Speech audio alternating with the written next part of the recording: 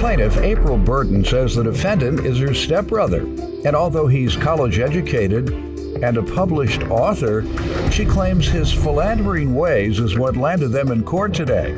She's suing him for breach of contract.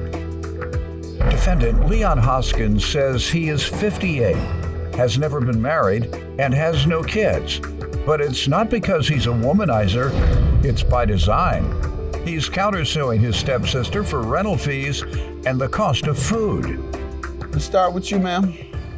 I am suing my stepbrother. We are 2 of 6 children. When his single father of 2 and my single mom of 4 united, we were kind of like the black version of the Brady Bunch. Okay. My brother is very charismatic, college educated. He's a military veteran, published author, but it's his philandering ways that have us here today.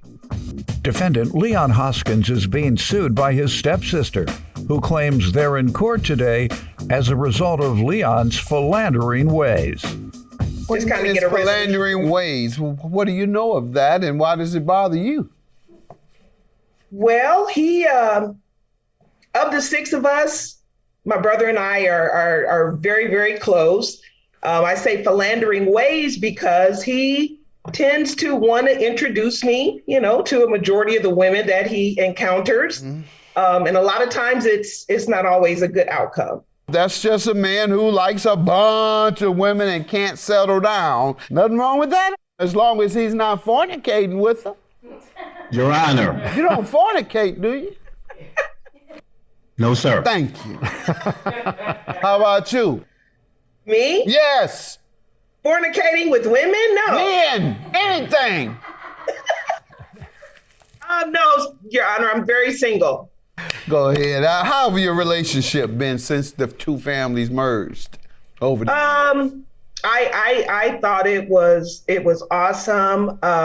But Your Honor, he confessed to me today that he's never watched your show, and I took offense to that.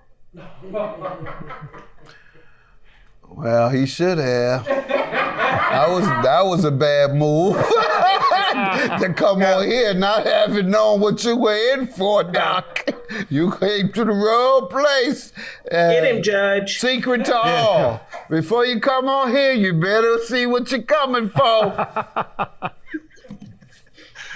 Let me say this, that I am a big fan of your show. I have watched your show. No, don't try. Well, you see, that's because you see me practicing, getting ready for you. No, sir. No. I admire you greatly. Read your book, and I do watch your show. Thank you, sir. But let me start out by saying, before Your Honor and before God, I'm 58 years old.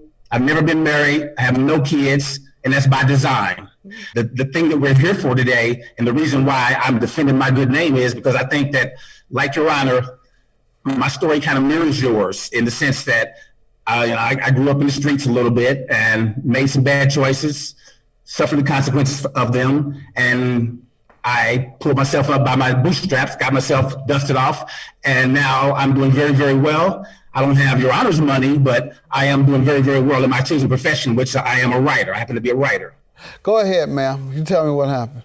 My brother was proposed to by a fiance, his former fiance. They were getting married in Montana. They wanted to come to Arizona, where I reside, for a little celebration. They wanted to secure lodging. I didn't particularly care for the choice and their price range, so I let them know that as a wedding gift, I would contribute $100 a day towards the lodging. Between securing the lodging and them arriving to Arizona, fiance called off the wedding. I was informed the night before that she may or may not show up. I've submitted evidence of me putting a deposit down. I was refunded everything but the $300 of that deposit. My brother showed up, no fiance, no wedding, and I let him know that that gift was conditioned to them getting married. You let him know when? You let him know when? Actually, I let him know the day that he arrived here in Arizona. Was that before or after you put up the money? This was after I put up the money. So after you put up the money, you make a contract. Go ahead, sir. Okay, Judge Mathis, it was an Airbnb. The arrangements had been worked out between my sister and my former fiance. The $300, to my understanding, was a wedding present, a gift for us when we came down to stay in this Airbnb. When I arrived in Phoenix, it was a house full of people, at least 10 people. So you knew it was a wedding gift. Yes, absolutely, a gift. That's what I needed to hear. He already knew when he received it that it was a conditional gift, which is what marriage gifts are. But Your Honor, the arrangements were made between my sister and my former fiance. I was just advised. I spent $1,000 of my money to pay for the Airbnb. I stayed there the first night. I was there in and out the second day and the third day because I was grieving the breakup of my relationship. She called me the runaway bride, and I just really wasn't in the mood to be dealing with a lot of people. It was a house full of people, and I took care of the people the whole time I was there. I fed them, I brought drinks for everybody, and so the additional, besides the $1,000, there was another $200 I spent just feeding and buying alcohol for a house full of people, half of which I didn't even know. Defendant Leon Hoskins is being sued by his stepsister, who claims they're in court today as a result of Leon's philandering ways. Tell me about this counterclaim for rental fees and the cost of food? Your Honor, there was no agreement. You spend this, you get paid that. On the day that we were having the celebration, went to the grocery store, came back. We did, these 10 guests that he's speaking of, we didn't see him until the dinner was almost done. So he did a disappearing act also when he was here in Phoenix. We never discussed, he never called my cell, said he was leaving. I didn't have a problem with him, visiting friends while he was here. You heard what she said, do you agree? No, I don't agree. I was not there because I was grieving. I was in no mood to celebrate at that point. I just ended my relationship with my fiance, so it didn't feel like a party. I didn't have any desire to party. He never shared that with me. I didn't see any signs of him grieving or boo-hooing, because the whole reason the wedding was called off was because of his actions. That's between you and the ex. Why are you just holding her responsible for what 10 people did?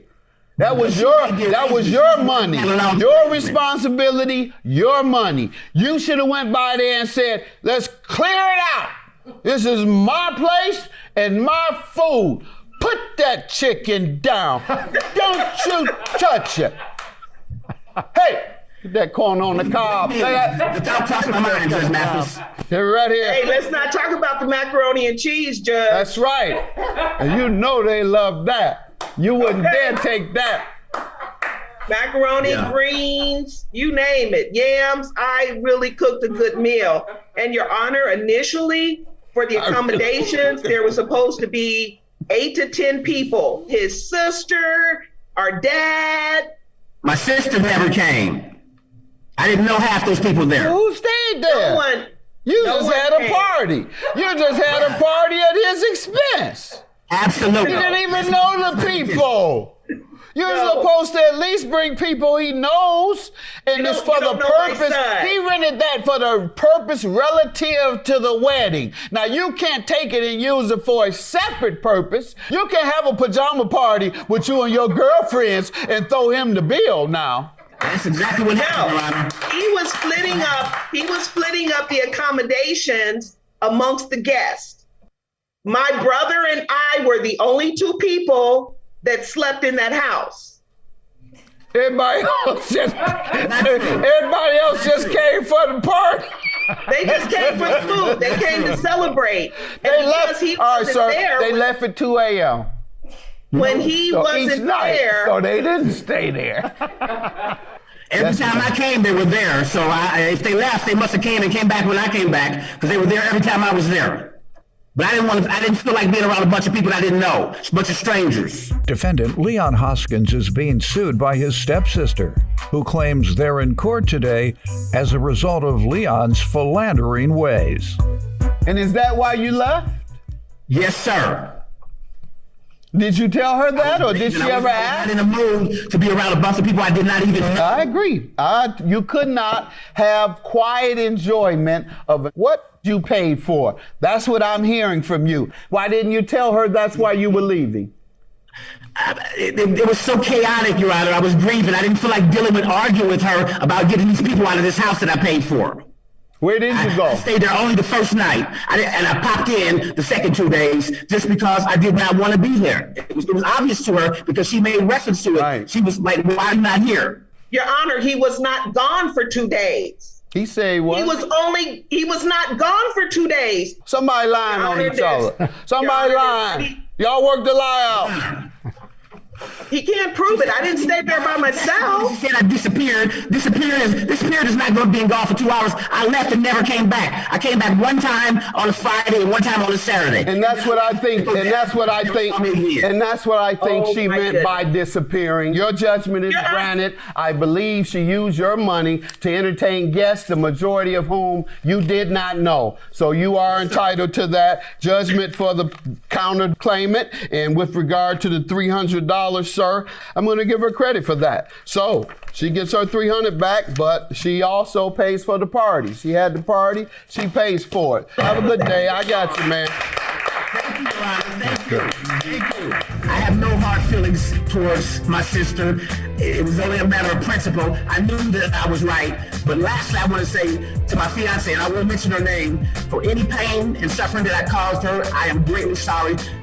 Before Judge Mathis and his millions of fans, I'm truly sorry for any pain that I caused her. I'm heartbroken with this as well, and I'll have to live with that for the rest of my life. You know, I wanted to come here thinking it would go in my favor, which it did, but it went in your favor also. But you know, you didn't tell the whole truth and nothing but the truth, and I'm settled and it's dead.